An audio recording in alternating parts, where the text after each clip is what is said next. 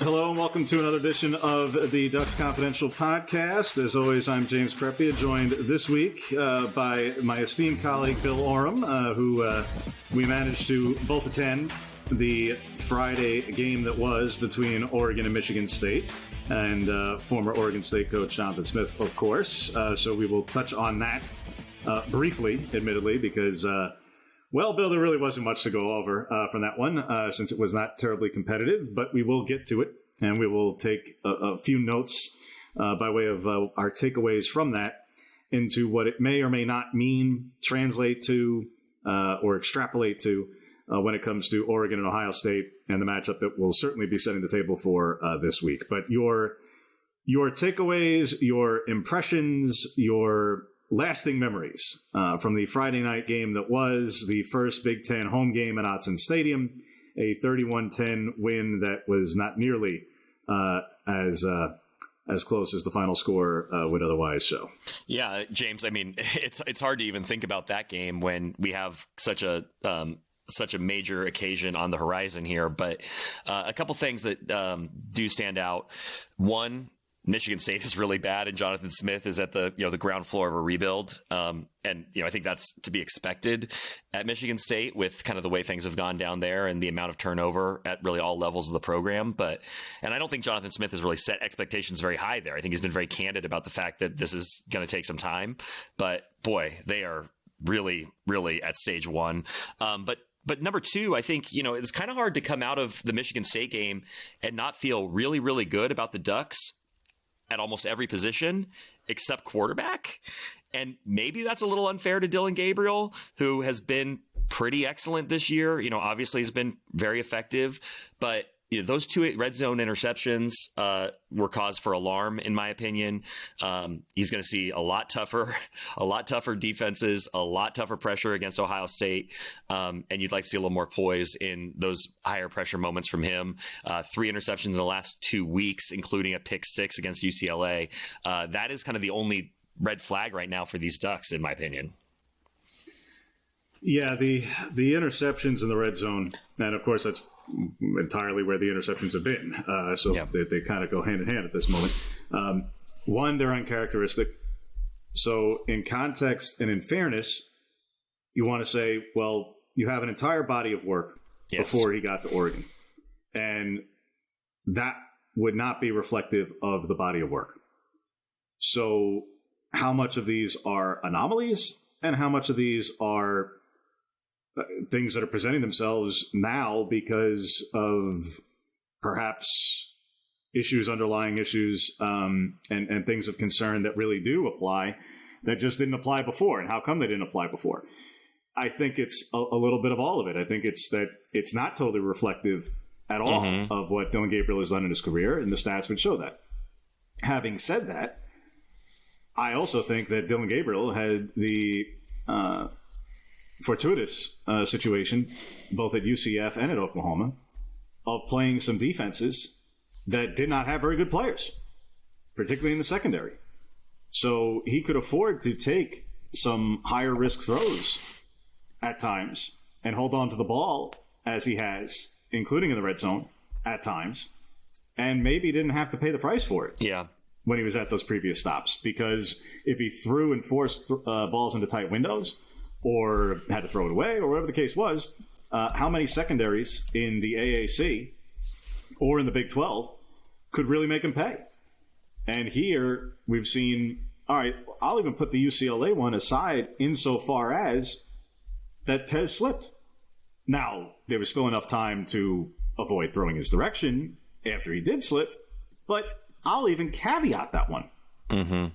With the 2 throws that we saw on Friday night, there was no particular excuse. The first one where it turns into a bootleg, but it was not drawn up to be a bootleg. The timing got messed up at the beginning. The throw was clearly, the first read was to go to Terrence Ferguson. He gets bumped multiple times, and good job by the Michigan State defense to alter the timing. And ultimately, once Gabriel starts to roll left a little bit, or even before he starts going, when he just shifts slightly and is still in the pocket for the most part, Herbert is open. Now, his line of sight to him is a little bit blocked, So, okay, he starts rolling left. He's still open. Only after he rolls all the way to the left does he then force the throw where, yes, there is a defender there who can jump the route and come away with an easy interception, which at that point he could have just thrown the ball away, lived to play another day, and them's the breaks. Or just run the ball, and whether he gained a yard or not, attempted to do something like that. But instead, he prolongs the play. On one hand, you can't totally knock him for it, but he throws it into a situation that was totally avoidable. When there was an open player, that same open player, earlier in the play. The second one is more of a rollout crossbody. Mm-hmm. It is difficult, but had time to set if he needed to. And ultimately, absolutely could have still thrown the ball to Evan Stewart. There was ample room in the back of the end zone. Rather than throwing it on a line where Michigan State's top corner and probably one of the top opposing corners in the Big Ten, to be quite honest, where Brantley can jump the route. And it's one of those where you say, do you put the ball where only your guy can get it? Well, in that throw, no. Very much not. Mm-hmm. And it was possible to throw for Evan Stewart in the corner of the end zone, just maybe in the back corner of the end zone, where only he would have got it. And instead, you throw it on a line where, yes, unless you're going to throw it on just whip it at an unbelievable speed, crossbody, then yes, then the defender was going to have a chance to, at the very least, bat down the ball, if not come away with it. And they did. And like I say, so those were decisions that I think you can begin to have some degree of concern in terms of going forward, because those are things that you go, those are bad decisions in the first place, compounded by the fact that, hey, these defenses that they're about to play, especially this week, have the talent to capitalize on such decisions. The decision has to be to get rid of the ball either earlier or just throw it away and live to fight another day. You cannot put the ball in jeopardy in those spots. And he said as much after the game. It's not like he's lacking for accountability. Gabriel completely owned it. Just said, yeah, the things that you just can't do. And, hey, I seem to keep wanting to be making the same kind of mistakes, and I got to not do that. Well, yeah, yes, you do. Because in the bigger moments, as he said, in the bigger games, in those instances, in those 5 to 10 plays, in the games that are going to matter, that are going to be competitive, those are the plays that cost you a football game. Those are the plays that cost you a conference championship or the opportunity to play for one. And those are the plays that can cost you a playoff spot or end your season in the playoffs. And you cannot afford, for the 6th-year quarterback, most experienced quarterback in college football, you cannot afford, regardless of the circumstance, but especially for somebody who comes in with that, to be somebody who's going to put the ball in jeopardy in those spots.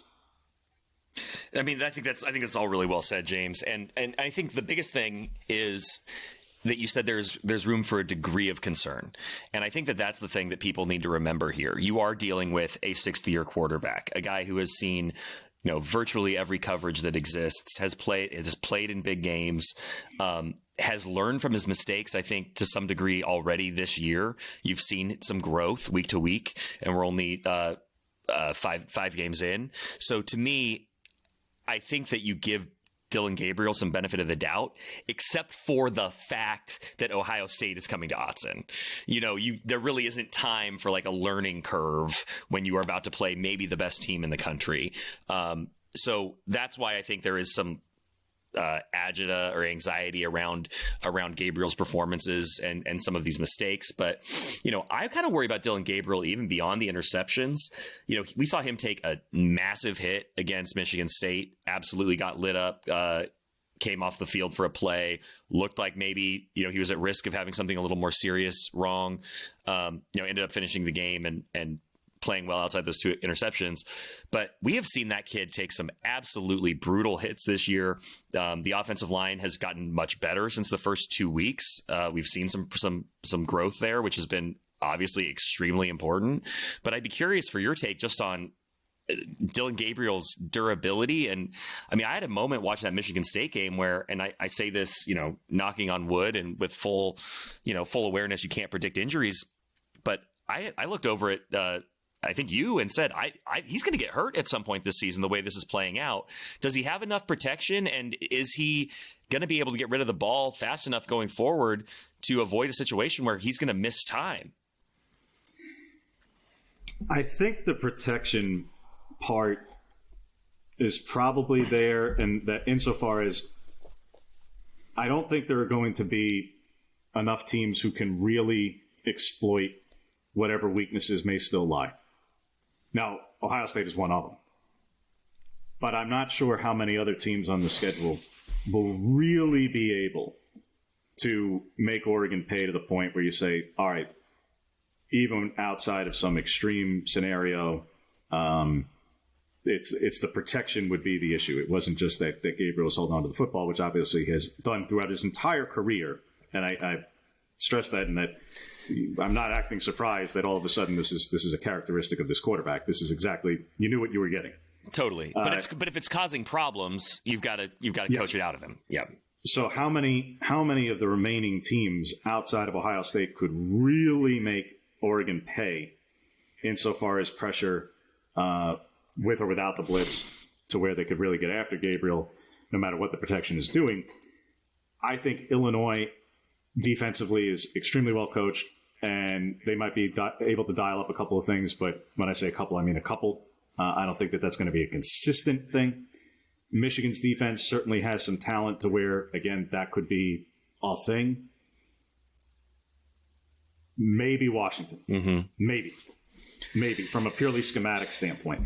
I don't think Wisconsin or Maryland, and certainly not Purdue, I do not think those teams will be able to exploit anything to the point that they really have to be concerned. But could the others certainly dial up something here or there outside of, like I say, he's holding on to the ball for a while, and these, like we're talking about, these interceptions in the end zone.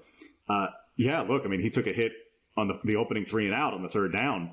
That was on a blitz, a delayed blitz from the safety that came off the right side, and the way that they protected, frankly, I'm not sure if the protection was right and, hey, there's just a free rusher and that's what you get, or if the offensive line needed to read that a little bit differently because both Cornelius and Harper took on the 1D lineman, and the running back that was in took on a player as well, but ultimately the safety blitz left the right side untouched. Either way, whether that's a schematic thing or just, hey, he's got to get rid of the ball a little bit quicker because a free rusher is going to get that. Either way, that's something that I think those other 3 defenses could dial up and make a problem.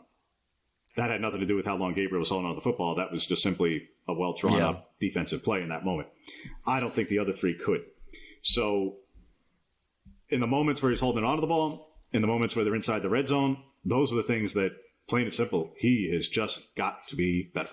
And you heard at the end of the telecast in rewatching the game, the kind of internal barometer and assessment for success in that regard, in that he's got to get rid of the ball in 2.5 seconds or less. And that when he does, the level of performance and efficiency reflects that the good decisions start being made under those circumstances, and that where the issues start to come in is when he's holding on to the ball for longer. And there's an irony to that, because you would think, after all, the longer you hold on to the ball, the defense is going to have a hard time covering that long. You have bad defenses.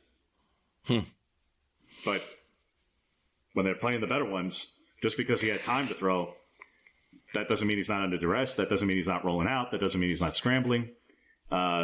And ultimately, it doesn't mean that he's going to end up making a great decision. So I think in terms of the red zone, which is the issue of the last 2 weeks, that things almost have to be simplified, in that this may have to be a 1 read at most 2 situation, and then the third is throw it away and throw the ball into the third row. Yeah. I mean, don't you have some degree of confidence that I guess I just feel like you are dealing with an experienced and savvy quarterback who understands the pressure of the moment, understands the quality of the opponent, is going to be well coached going into this week. I feel that, and we can talk about this next week, and we can talk about how wrong I was potentially, but I just kind of have a feeling that you're going to see a more disciplined Dylan Gabriel against Ohio State.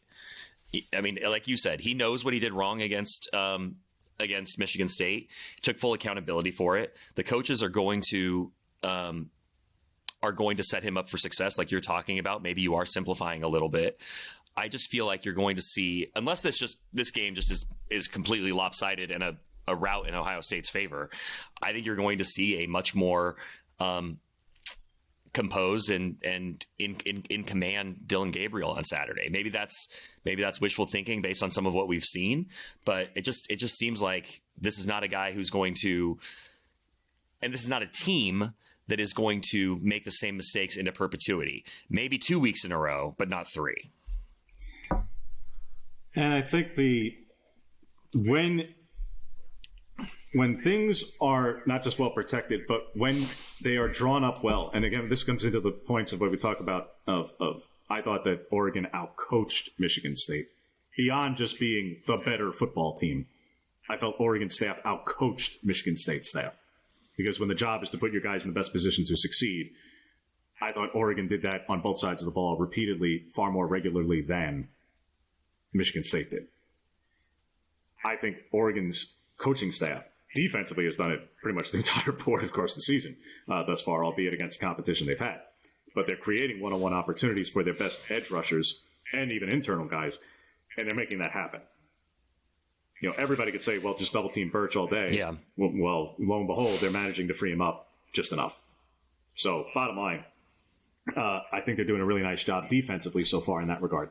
Offensively, particularly since they've settled on this offensive line, I think that Will Stein has really hit stride and is back to form of last season in terms of putting in plays and calling up things at the right time that are really well drawn up, that, frankly, better defenses or better defensive coordinators who are better prepared would not only be prepared for themselves, but would prepare them players.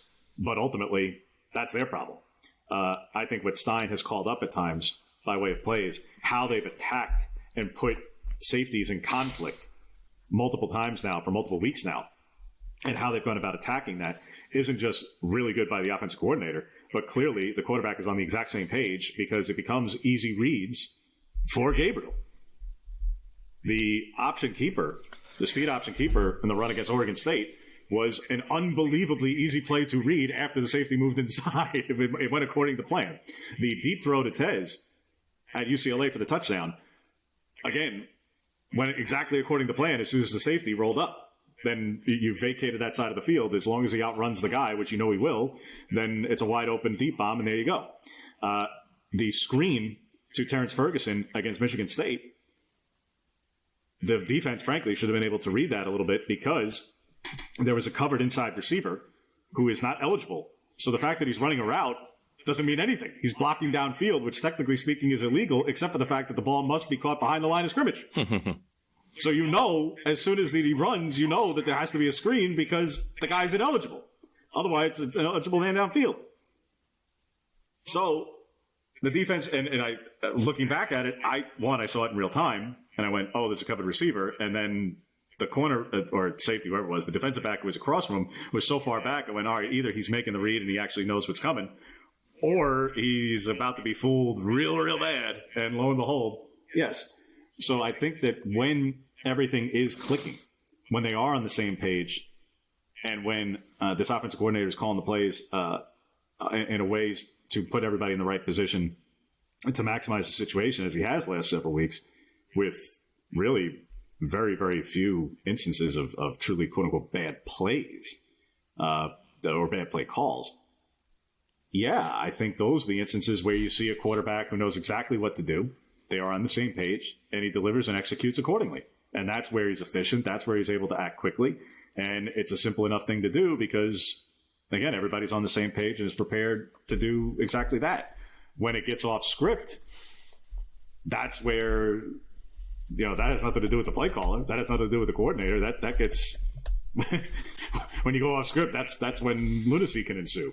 And clearly, we've seen when it gets off script, that's where, so far, things have not gone remotely according to plan. For Oregon, for Dillon Gabriel, for Will Stein, Dan Lanning, or anybody else, that's where things have really gone awry. So if they can manage to stay within the scope of the quote-unquote plan, particularly against Ohio State, That's how they have to operate.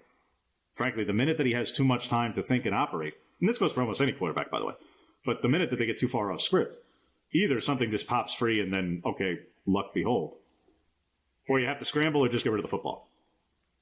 And I would say right now, based on his decision-making specifically in the red zone where you're more in a condensed field, then the answer has to be you're either scrambling or you're throwing it away.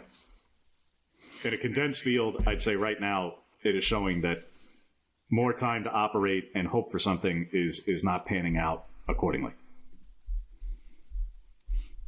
James, so I do think that they have some opportunities there, like I say, as long as they can stay according to the quote-unquote plan.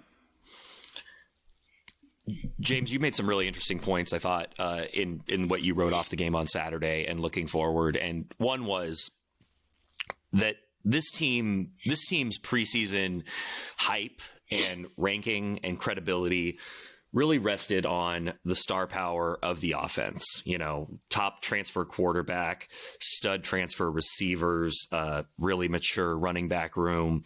Tez coming back as a Biletnikoff candidate, stacked receivers, kind of top to bottom. But through these 5 weeks, the strength of the team, and especially against Michigan State, when Jordan over the last 2 weeks, when Jordan Burch has looked every bit as advertised, has really been the defense. I'm curious if you could sort of expound a little bit on that dichotomy of people know Oregon for offense, people think of Oregon for offense, but if this team is going to be, remain a top 3 team, if it's going to make the run through the Big Ten that it's trying to make and through the playoff, it's going to be this defense. What has stood out to you about that side of the ball? Jordan Burch is obvious, but beyond Burch, and how do you think this has become sort of the identity of this team? Yeah, for all the things you mentioned there, Bill, and we chatted about it briefly on Friday night during the game. Yep. But I think it bears repeating. Look, it doesn't always have to be about how talent at the collegiate level translates to the pro level. You can be an excellent college player, and that skill set just plain doesn't line up with what the NFL wants and needs. Just doesn't. And that's okay. And that's regardless of position. You can be an elite college quarterback, and maybe you just take too long to throw. Your wind-up and your mechanics aren't good. Your footwork stinks. You're too short. Whatever it is. But you can still win a Heisman. You're just not going to be a first-round quarterback. Yeah, let's talk about the great NFL career of Eric Crouch. Yeah, exactly. You can be that a style of player that works to an extreme at the college level, and it just doesn't translate. There's plenty of G5 running backs who've run for crazy numbers of yards, and I'm not picking on Ashton Jeanty here. This isn't about to be some veiled shot. No. He does translate. But there are plenty of others out of the Mountain West over the years who have put up some crazy numbers, particularly multiple guys out of San Diego State. And guess what? Their size and their skill set just plain didn't translate as well to the next level. It worked in the Mountain West. It just didn't work there. Okay. For all the star power that they brought in and had and returned and et cetera, and when you land 2 quarterbacks simultaneously, 2 of the most prominent quarterbacks in the portal, that certainly fueled the fire that was all the attention on the offense. And for good reason. But a funny thing happens when you lose a first-round quarterback, a mid-round running back, and one of the best receivers in program, probably the best receiver in program history, who albeit went in the 4th round. And you replace them with a late-round or maybe UDFA quarterback, a mid-round at his ceiling running back. And right now, if we're talking about trading Troy Franklin for Evan Stewart, straight up, if that is the transaction, because after all, Tez came back, and so did Gary and Trayshawn. Right now, you wouldn't be putting Evan Stewart in the 2nd or 3rd round. Now, he could have an eruption the rest of the season and meet all the potential in the rest, but he hasn't done it. So a funny thing happens when you take that level of talent and you replace it with lesser, through the lens of the pros, talent. Whereas on the defensive side, they massively overhauled. They replaced the oldest and most experienced defensive line in the country who had several either players drafted or UDFA types or the like, and a couple of guys out of the secondary also, and et cetera, et cetera. And you replace them with equal or higher talent. Lo and behold, wouldn't you know it, the defense might actually be the top 10 unit on its side of the ball, and the offense might be a top 25 unit, just not a top 5 unit. Mm-hmm. And that doesn't mean that they stink and they're not good and they're not going to win. It just means they're not as good as the year before. And the defense made as many improvements, if not more, and more significant ones. They just got overlooked because they're not quarterbacks. But lo and behold, you bring in Jabbar Muhammad, and I thought Kyrie Jackson played better than him last year anyway, but okay, you're at least level. And the only knock on Muhammad is his size in terms of the next level. You brought in safeties who are better than what you had before. You brought in defensive linemen who are at least as good as, if not higher, projectability and translatability to the next level than a Derek Harmon, Jamari Caldwell, specifically. And what their presence has allowed Birch to be able to do and take his game to the next level. Yeah. So, like I say, I sit there, we see these results, and it's like, it's not just a matter of hindsight or now you're just commenting on it because the results are there. No, it's like, this is fairly obvious, quite honestly. This is fairly intuitive. This should not be a shock. You upgraded talent on one side. You, at best, have level talent and, frankly, probably a degree less than on the other side. And that doesn't mean things are awful or bad. It just means it's not as good as it was before. And you can still win. You can still be successful. You can still be a playoff team. You can still contend and win a national championship. It's just that you're not going to have the number 2 offense in the country. And that's okay.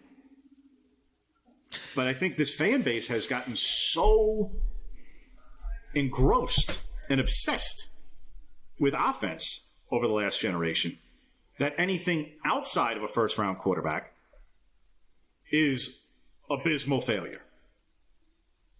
And that's simply not the case. But they have gotten so accustomed to and spoiled by first-round quarterbacks, surrounded, by the way, usually with very little other talent, to where now having a really good college quarterback, who just may not translate to the next level because he's not that tall, that surrounded with more talent at the skill positions, maybe not elite talent by way of first and second round talent, but a talent nevertheless, that may not suffice in the eyes of the masses.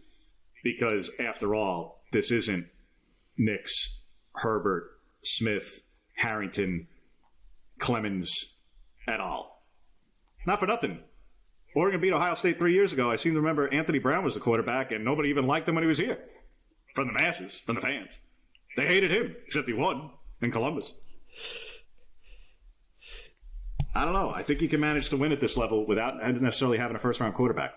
And especially when you have an elite defense, I think what this defense is doing should be far more celebrated so far than it has been, albeit against the competition. I think that deserves far more praise and attention than the vitriol, some of which has been completely irrational, directed at Gabriel, directed at offensive linemen, directed at Will Stein, directed at Malik Terry. Take your pick. Depending on the week, someone's got the target on them. I think that is way overblown. And I think the praise to the defense is way, way understated so far. Now, they have to back it up, obviously, this week against the most vaunted attack they're going to see. But to this point, I don't think they've gotten enough credit. Whereas I think the blame and the criticism has been way, way, way out of proportion. So you touched on this vaunted attack of Ohio State. We know Oregon inside and out. What I'm curious about and what I want to drill into here is what the actual stakes of this game are, particularly in the new era with a 12-team playoff. A loss is not going to be disqualifying, even in a 14 playoff. If Oregon had been in the Big Ten in a 14 playoff, a loss here may not be disqualifying. But in a 12-team playoff, what are the actual stakes of this weekend's game? Because my initial thought is, hey, if Oregon beats Ohio State this weekend, it's really hard to not see them in the playoff in some form. Doesn't mean that they couldn't trip up and lose a Big Ten title game and miss out. I mean, of course they could. But, you win this game, in my estimation, you're a playoff team. If you lose and lose with some credibility, lose credibly in this game, and put up a good fight, you might still be a playoff team. Maybe that affects your seeding or your ability to get one of those first round buys. But what do you feel are the actual stakes of this game, aside from, it's a top 3 matchup. Yeah, there's a ton of buzz. Yeah, it's going to be a great measuring stick for Oregon and Ohio State for that matter. But how do you see the stakes? I think the stakes in the short term and potentially for the long term are for number 1 in the polls, not only for next week, because the caliber of the win would easily surpass that of Texas at this point. Is it better than Alabama's taken itself down a peg, obviously, with last weekend's unthinkable loss. But yes. Up to that point, the win of the year was Alabama over Georgia. To that point, in a vacuum, I guess in a vacuum, Oregon beating Ohio State becomes the win of the year, if that happens. Yes, or vice versa. Quite frankly, it just does. So I think that the winner moves to 1, and I don't think it's just a short-term blip of 1. I think that they would carry 1. Until the day that they potentially fall. I think they would be 1 the rest of the way because they both have some decent games to keep them up there, even if there's a follow it up with a Purdue or something. Yes, but eventually you do have other ranked opponents. You have Illinois, you have Michigan, you have Wisconsin, you have Washington at the end. So there are other ones to back up. And for Ohio State's purposes, they do have Penn State on the road. So there are games that we continue to keep them in the conversation, even as Texas has to play Georgia and has other opponents in the SEC that are also very difficult. But be that as it may, I think the stakes are, what is the value of 1? Well, the value of 1 is the obvious, that if you then run the table, win your league, get the bye, that you have the ultimate geographic preference for the playoff and the seeding that comes along with it. And we can quibble about what 1 versus 2 will ultimately mean. Well, we'll find out. We don't know now.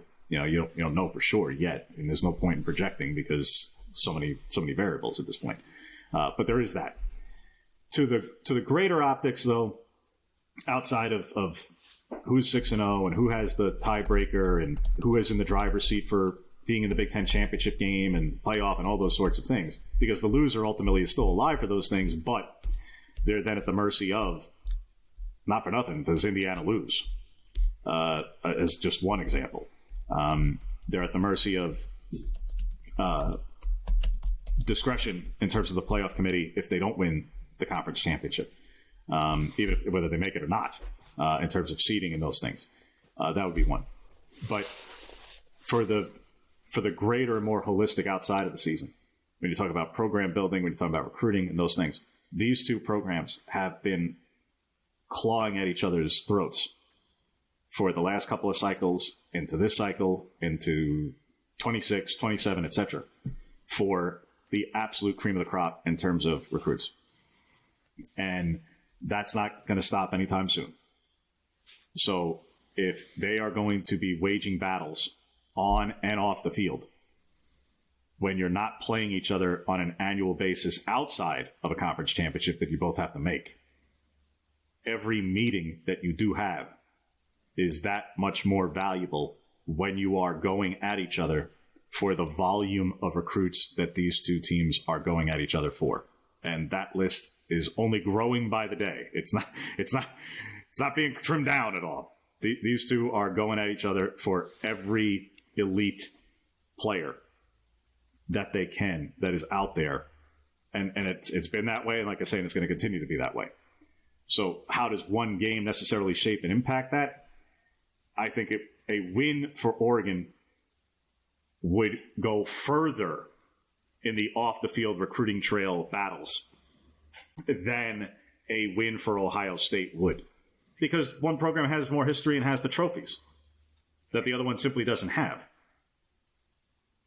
You walk in and you see crystal balls and playoff trophies at the Woody Hayes Center. You don't see those same trophies at the HCC. Heisman's, other things, sure. And all the other fancy stuff, they've both got more Nike product than they could ever ask for. Yeah, but who's done more winning? Well, the one that has the greater history, obviously. But I think a win, that doesn't mean you instantly, suddenly flip somebody or land another 5-star because of it. No, but I think what you're selling is the validity.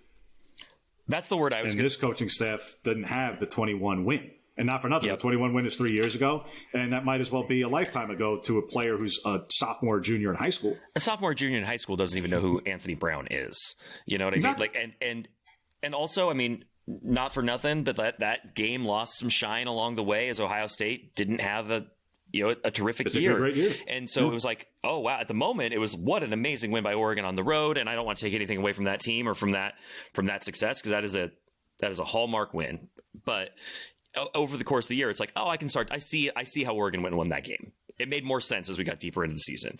And I think you're right. The word I was looking for, and I think I used this in my column on Friday, kind of looking ahead, was validation. I don't think I don't think you lose a ton if you come up short against Ohio State. I don't think it hurts your credibility or it, necessarily costs you recruits, like you said, directly in that moment. It's like, nobody's saying eeny, meeny, miny, mo, whoever wins on Saturday, that's where I'm going to go. But maybe somebody is, I don't know.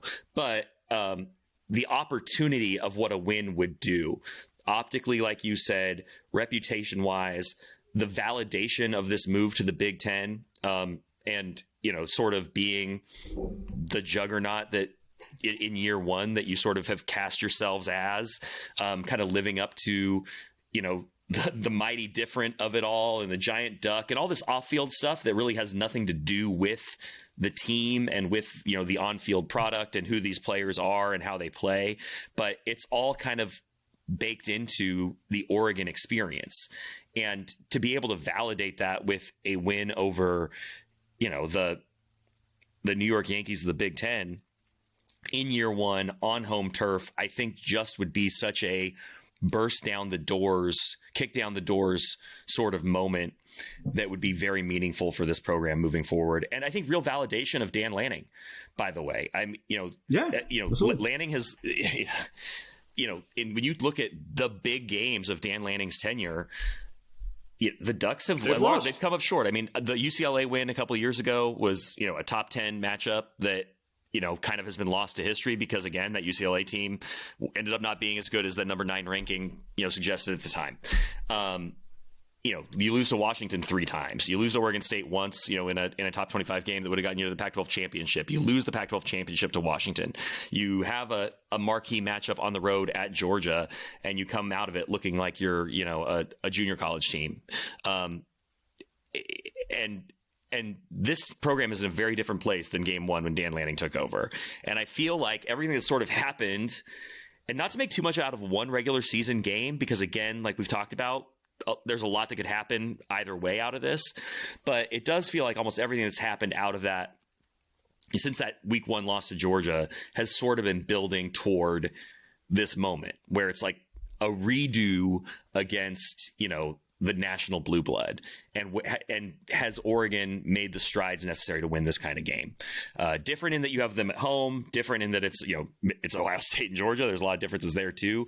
Different in that it's Dylan Gabriel at quarterback and a whole host of characters around him. It's very different from Bo Nix and what he had in 2022. But I do think that when you think about Dan Lanning and his Oregon tenure, you see some really high profile losses and a whole lot of wins that none of which are of the same magnitude as the losses. And so a win at this level would be massive, I think, in terms of, again, validation of everything that Oregon has sort of represented itself as, and obviously the hype that has surrounded it. Yeah, and I say it's who it's validating to. Yeah, I agree with that. And Absolutely. I think that's twofold. One, for this national narrative discourse, which, again, I think some people are way, way too obsessed with. But I think that's part of it. And for a significant part of the fan base, where obviously the ultimate validation comes with the crystal ball. And until you get there again, you can't even think about it. So this is the best thing you got until then. And the measuring stick until then, and the thing that will really make you pound your chest in the pursuit of it between now and then if you get the win. And I think there is a massive portion of this fan base who yearns for the validation not only of a championship, but needs to feel the validation every step along the way. And that because in lieu of the crystal ball and until the crystal ball ever arrives, they need things like this in order to feel like their school, their team, their program, their alma mater, whatever, how many of those boxes get checked, that they're the real one too, that they belong to. They may not be at the big kid table with all the blue bloods and the championship winners, but they know they're going to get there one day, and the reason why they know is because they win games like this. Well, in program history, they haven't won games like this. They have one win all time against the number 2 team. It was Florida State in the playoff. So historically speaking, they haven't had that. Yeah, it's changed more. They've been more competitive in some of these spots, in some of these ultimate ranked matchups over the last 10 and 15 years. Yeah. But for many, they need and seek, like I say, that external validation rather than seeing the process of the build that both Cristobal did and now Lanning's doing, and taking the incremental steps and appreciating those along the way, or finding the moments of celebration and to highlight, like I say, talking about the defense right now. No, that's not enough. You can't appreciate the performances along the way. You need, and I'm not saying that winning doesn't matter, don't get me wrong, but you need the certain kind of win. And when you don't have that kind of an opponent to get that validation, you need the game to look a certain kind of way. So when you didn't even have opponents that were worth a darn in the Pac-12 era, you needed Justin Herbert to throw 500 yards a game because, darn it, if it didn't look like that, well, then this offense isn't any good. The offensive coordinator stinks. It doesn't matter that they're the top 25 offense with no NFL other players around him. No, everything's awful because you didn't have an opponent to validate it anyway. Now you've got an opponent to validate it. Now you need it to the next level. And like I say, I think that's probably the biggest thing in the holistic view outside of the here and now and, who moves up in the poll and who's in the driver's seat for the Big Ten, who has the tie break, all those sorts of things. Yes, but I think to the outside of the standings, outside of the season, there's a lot of external validation for those, particularly among the masses. For those inside the program, I don't think that win or lose that they're going to be further validated or not by it, because I think I don't think anybody inside the building is terribly concerned about, like I say, validation. Right. I think they've already accomplished enough and see the path and see what they're doing and understand that they are in a better place, to your point, than they were, and they continue to be, and they're recruiting the right way, and they're doing things the right way. And then if you focus on the process, that the results will come and do come. It is the sort of thing where it's like you do get you find yourself at risk of getting caught up into sort of the hype narrative cycle of, it's the biggest game. And I think you've checked me on this before too. I think I remember having this conversation when Oregon hosted UCLA in that Chip Kelly game 2 years ago. And it is sort of a question of, well, what does that actually mean? What does biggest mean? I think that we can tangibly point to this game and the things that we're talking about, the recruiting impact, the optics impact. And again, optics are nebulous. The sort of the deeper entrenchment of Dan Lanning and Eugene of what a win would mean that makes this the biggest game in at least Autzen Stadium history. I mean, the biggest games in school history have been national championships. But, I went back and looked at this in August, James, because people were talking about this game really as soon as Oregon went to the Big Ten. So it's been a year of anticipation of Oregon hosting Ohio State at Autzen. We learned pretty shortly after that it was going to be this year, and then we had a date. But Oregon has hosted there's never been a top 3 matchup that Oregon has hosted in school history. Oregon has never hosted a top 5 matchup. So in terms of where two teams are in a given season, this is the biggest matchup in school history. Would you care to take even a stab, James, at the 6 top 10 matchups that have been hosted at Autzen Stadium over the years? Well, there's multiple Washington games. I would imagine that there's at least one, if not two, USC games in there. I know that there's been a couple of UCLA top 10 UCLA teams, but I don't think Oregon was in the top 10 at the time that those happened, because that was back, I think, in like the 80s.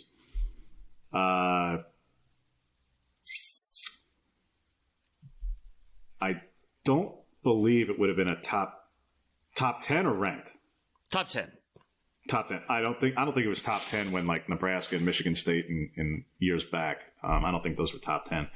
I would venture to guess that it was largely a bunch of Washington games. Like I say, probably a couple of USC games. Yeah,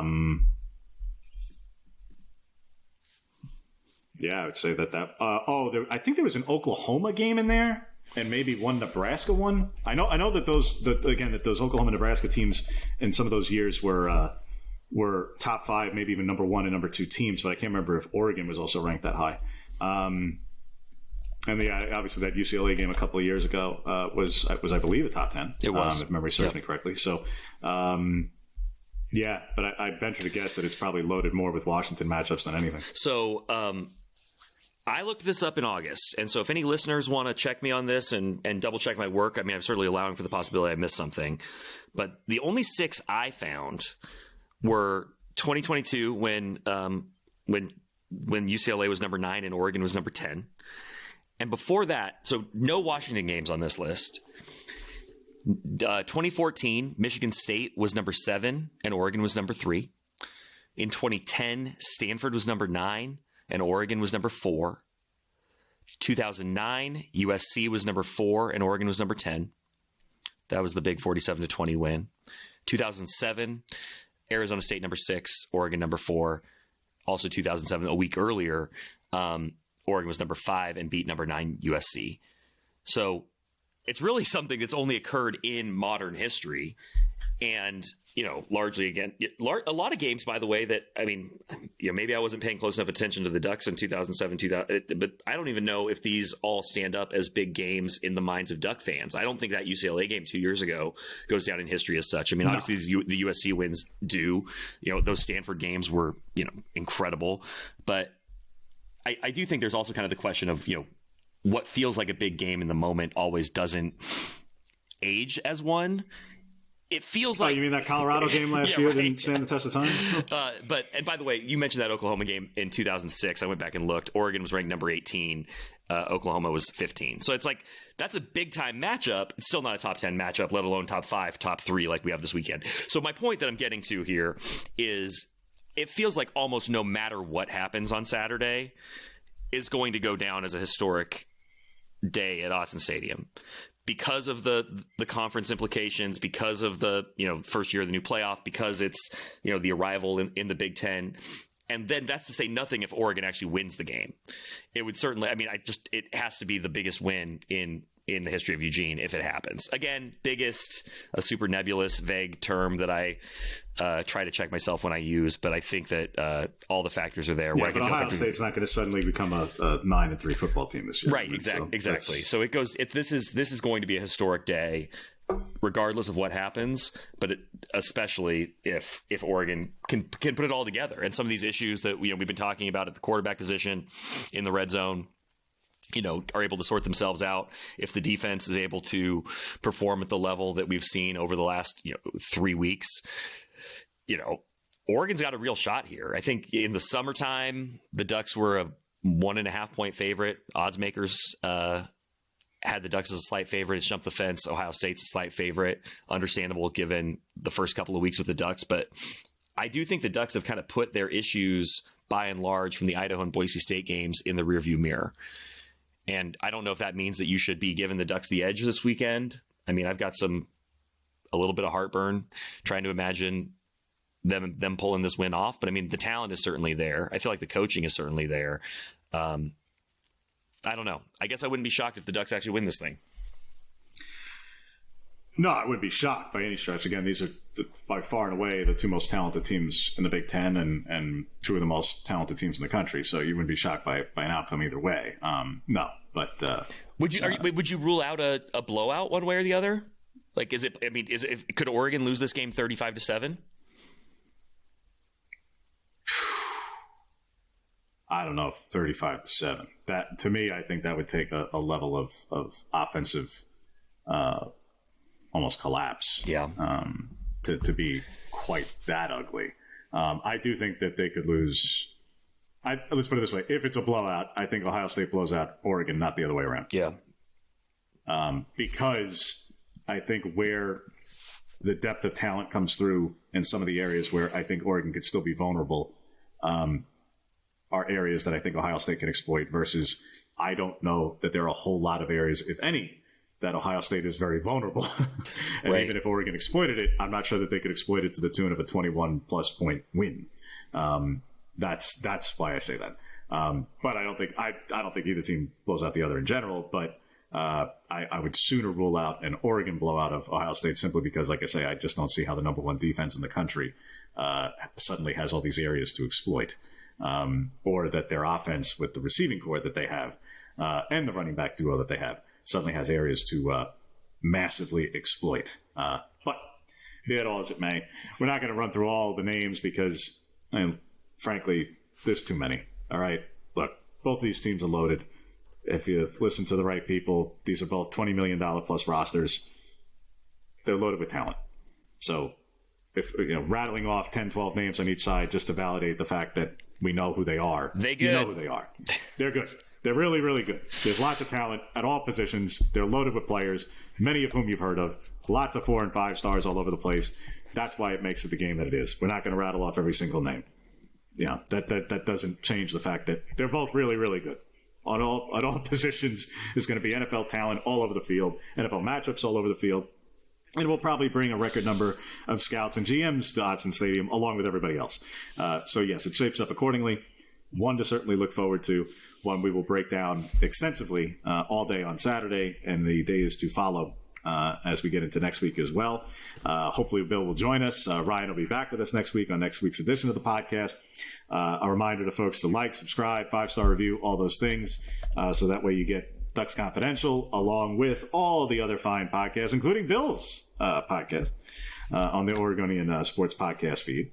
And remind folks, Bill, for anything else, mailbags or other commentary and other ways to just otherwise pester you by emailing you or anything else that that people are welcome to do. Well, you're welcome to email me. Call me Pond Scum, like a loyal reader did this morning. Those are always particularly appreciated. Happy Monday. Exactly. Have kind of the typical run of coverage, columns off games, anticipating games. Bill Oram's Big Ten is a weekly feature where I have a list that vastly exceeds 10 thoughts that are on my mind about the teams and games that we have in the state. A little bit of Oregon, a little bit of Oregon State here and there. And, just excited for a big week. The podcast will drop midweek with Brenna Green from Coin 6, the Oregonian Sports Podcast. If you have any questions, feel free to drop those to me via email or Bill Oram. What is my email address? boram@oregonian.com, on Twitter @Bill Oram. So all those fabulous spots, I'm available. So there you have it. So you can call Bill whatever your favorite nickname for him might be. They don't call him Whiskers for nothing. So there you go. You can contact him accordingly. And like I say, I'm sure Bill will be able to not only have the other edition of his podcast with Brenna, but may or may not be joining Ryan and I next Monday. But we will definitely see you next Monday and enjoy the week that is for those who are going. Most definitely take it in because, yes, this, regardless of outcome, this is shaping up to be the biggest. It is one that is historic magnitude and one that if you're fortunate enough to have a ticket, you should really be able to take in and enjoy this one because it certainly does not come around every day. This is the kind of one that it makes for a lot of fun. For those of us who do it for work, yeah, it's fun too. But for fans, this is one that you really should be able to enjoy. And if you're watching from home, enjoy it too because this is it's shaping up to be obviously the loaded Saturday that is across college football. But this is the main course, that is for sure. So enjoy it. And we will, yes, Bill? Sorry to interject. I know you're trying to get out of here, but I just want to say, this is the payoff for being a fan. If you've been a longtime fan of the Oregon Ducks and you were a fan, through the Rich Brooks era and through the slow build of this program into a Pac-12 power and then a national power and suffered the pain of national title losses and Darren Thomas breaking his leg. I mean, just all these moments over the course of being a fan. it all has been like slowly building to a moment you get Ohio State at Autzen in a top 3 matchup with national championship implications. That's really fun. And so that's why you are a fan, is to have moments like this. So try to remember that during the 3.5 hours that we're going to get on Saturday. It's a lot of fun. It is fun for us too, like you said, James, but I envy fans on days like this, because you have a real connection to this program, to its history, to those colors, to this team. And, it's going to be one of a kind. And I hope that everybody does take a moment to sort of soak that in and appreciate that perspective. I'm sure that will be expressed very eloquently on our Twitter feeds, no matter what is happening on Saturday night. I'm sure that will be exactly the tone and tenor that is expressed, no matter the outcome. That it will just be appreciation and gratitude will be exactly what comes through. The sky is falling, but as you look at that falling sky, look at the beautiful leaves of autumn, the wispy clouds, and the blue skies. Yeah, probably not. Yeah. We'll see you next week. Thanks very much for having me, James. I had fun.